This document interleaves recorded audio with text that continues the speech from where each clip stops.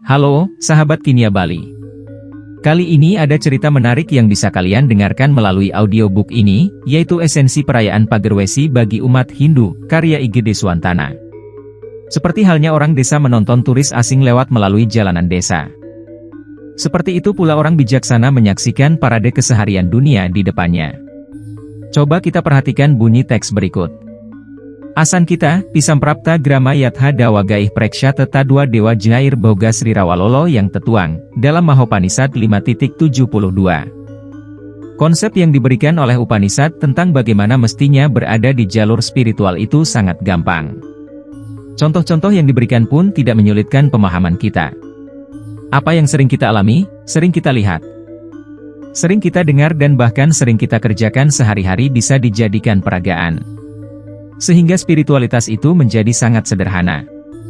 Bahkan saking sederhananya, kita menganggapnya biasa dan tidak terlalu bermakna. Sering kita menjadi abai dengan semua itu. Seperti misalnya teks di atas. Apa yang dicontohkan terhadap cara berpikir orang bijaksana sangat sederhana, tampak tidak menarik dan sepenuhnya berhubungan dengan kehidupan propan sehari-hari. Seperti apa orang bijaksana itu? Teks di atas mencontohkan, seperti halnya orang desa menonton turis asing lewat melalui jalanan desa. Memang di mana letak seremnya? Bukankah orang bijaksana itu hebat, orang yang sangat terkontrol, memiliki kekuatan superpower? Orang yang selalu berada di planet lain walaupun badannya masih menyentuh bumi? Kenapa dicontohkan seperti orang desa lagi menyaksikan orang lain yang sedang lewat? Tapi, disinilah uniknya teks Upanishad. Untuk menyingkap rahasia di atas rahasia, analogi yang sangat sederhana diperlukan. Sebab sesuatu yang sangat rahasia itu sederhana. Semakin sederhana analogi itu, semakin dalam rahasia yang dicoba untuk disingkap. Untuk bisa memasukinya, kita hanya memerlukan cara berpikir yang agak sedikit berbeda. Kita tidak diajak untuk melihat bentuk yang dianalogikan itu. Tetapi proses kerja yang mendasari bagaimana analogi itu bekerja. Sehingga, di dalam dunia spiritual, transformasi kesadaran merupakan hal yang signifikan, bukan transformasi bentuk. Bentuknya akan tetap, seperti halnya orang desa menonton turis asing lewat melalui jalanan desa, tetapi kesadaran yang mendasari bagaimana menonton turis asing, itu yang mengalami perluasan.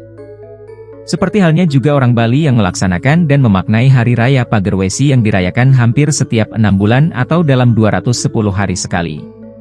Teks Upanishad di atas tidak merujuk pada bentuk bagaimana hari raya itu dilaksanakan, kemeriahan acaranya, mahalnya sarana yang digunakan maupun antusiasme masyarakat yang mengerjakannya. Namun, lebih daripada itu adalah, bagaimana kita mampu mengambil momentum perayaan tersebut sebagai tonggak atas transformasi kesadaran kita, sebagaimana perayaan tersebut ditujukan. Bisa dikatakan bahwa perayaan Pagerwesi itu pada prinsipnya adalah ekuivalen dengan apa yang dinyatakan oleh teks Upanishad di atas. Kita diingatkan kembali dengan perayaan itu untuk memagari diri kita oleh pagar yang sangat kuat. Pagerwesi terdiri dari kata pager yang artinya pagar. Dan kata wesi artinya besi, di mana sebagai umat manusia supaya kita tidak larut di dalam kehidupan duniawi. Kita senantiasa merasa menderita, tidak bahagia, dan sejenisnya oleh karena kita terikat dengan keduniawian. Dengan memagari diri dari keterikatan duniawi, kita akan mampu menyaksikan seperti halnya orang desa menonton turis asing lewat melalui jalanan desa.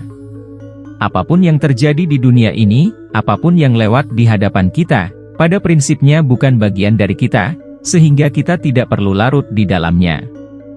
Kita hanya menyaksikan saja semua yang terjadi. Dengan itu, kita tidak lagi terjebak di dalam penderitaan yang tiada akhir. Dhamma kehidupan ini telah kita pahami dengan baik. Jadi, merayakan Hari Raya Pagerwesi artinya kita diajak agar senantiasa memagari diri supaya tetap menjadi penonton atas semua kejadian di dunia ini. Namun, walaupun demikian, bukan berarti kita memisahkan diri dari kehidupan.